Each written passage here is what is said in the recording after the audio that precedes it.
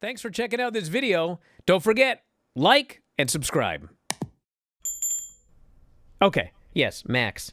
He says, because somebody asked me, like, do you see any scenario where Moxley retains the title? And I was like, no, I do not see any scenario where that happens. And most everybody agreed, but, you know, there's still people that get scared here and there. And so Max here says, I can't see Mox winning, or anyone really considering that option either. However, it is interesting to ponder how Tony would book if he went that route.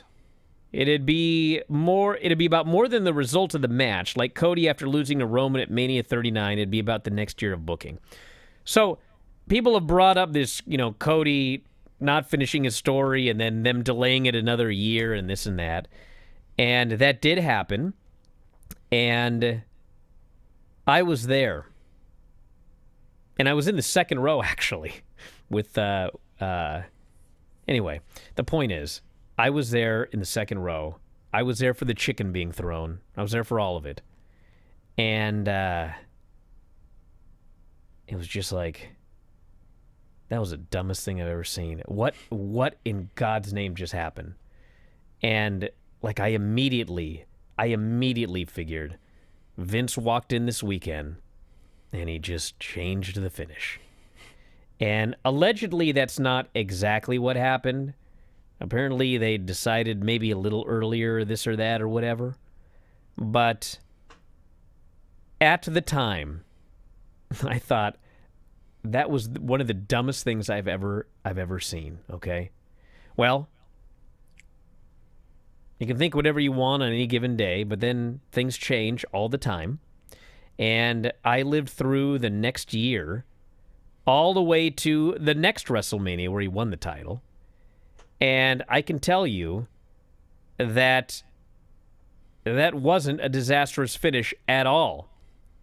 And I want to make very clear that just because it worked out doesn't mean you should ever do it again. And I'm going to tell you why, okay?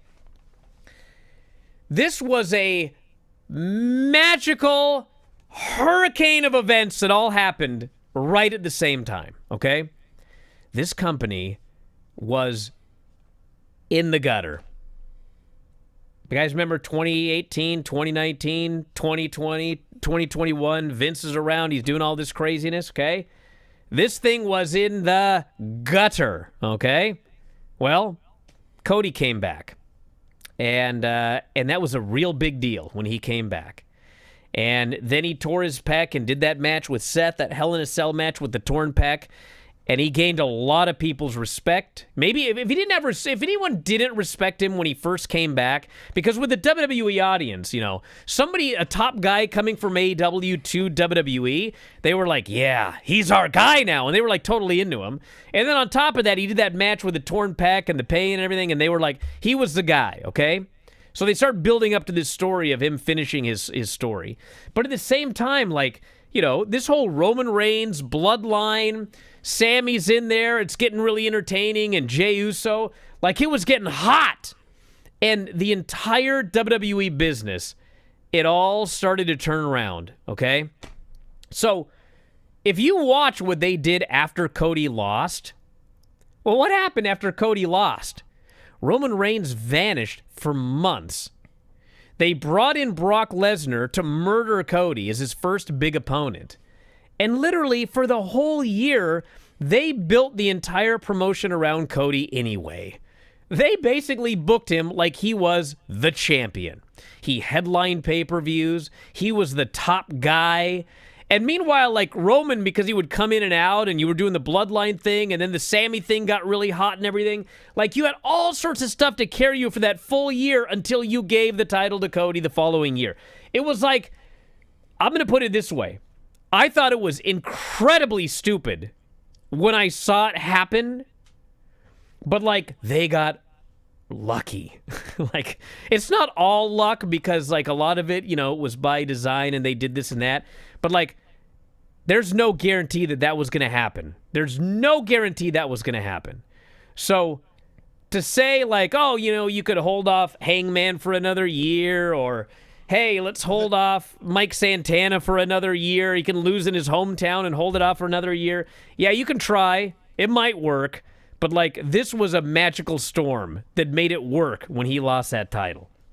Yeah, and I think the big difference, too, is, like, if your scenario is keep the title on Moxley, I don't think your thought process is, okay, we have to keep Hangman hot until he eventually does beat Moxley. Where Cody was the finish the story. Like, that was the quest, that was the journey. But it's like, if Mox beats Hangman, it's like they're just going to go to a different challenger. It's like, it's not like they're going to come up with a scenario to prolong the Hangman push. And I think AEW, and this is the difference between the two, they do tell stories, but they do it differently than WWE. WWE is very much this long narrative with all these things, where AEW is more about the matches and the winning and the chasing and certain individual feuds.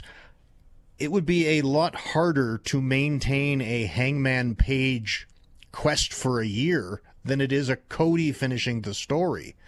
Hangman needs to win this damn thing. Yes, I think it would be ridiculous to not do it. I mean, if I'm Tony Khan, do not sit there and look at the Cody story and think we can do the same thing with Hangman. There's like, everything could have gone wrong. WWE was very lucky that everything went right. So, have you grabbed your F4WOnline.com shirt yet? Well, we got a bunch of them. They're up in the store right now. F4WOnline.com/shirts. You can grab your -5 stars shirt, your Dave Meltzer Wrestling Observer shirts, even the brand new After Dark Radio shirt. You love Granny? We have Granny's Gang shirts. Have you ever won a shoot battle royal? Probably not, but you can tell people you did. So check out the store. All of these great shirts and more. It's through Pro Wrestling Tees. F4WOnline.com/shirts. That's F4WOnline.com/shirts.